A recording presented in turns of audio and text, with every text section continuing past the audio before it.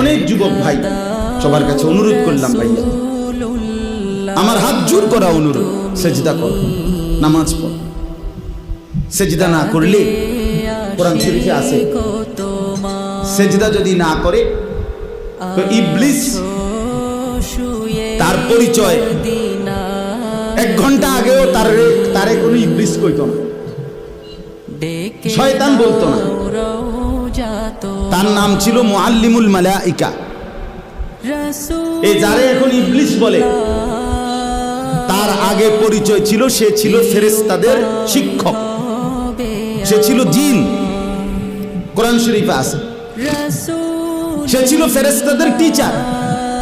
কিন্তু যখনই একটা সেজদা করে নাই, আদম আলাইহিস সালামকে সেজদা করতে বলছে আল্লাহ, তো কয়টা সেজদা করে নাই? একটা সেজদা না করার কারণে তার পরিচয় হয়ে গেল পরবর্তী মিনিট থেকে শয়তান। তাহলে এই জন্য শয়তানকে কেন শয়তান বলা হইল? সেজদা না করার কারণে। কথা বলেন না কেন? এই জন্য সেজদা না করলে শয়তান হয়, ইবলিস হয়, মরদুদ হয়, অভিশপ্ত, মালউন, লানতের যোগ্য, রাজিম, ঘৃণিত। এই জন্য ভাইয়া তুমি কোনোভাবে দামি হইতে পারবা না,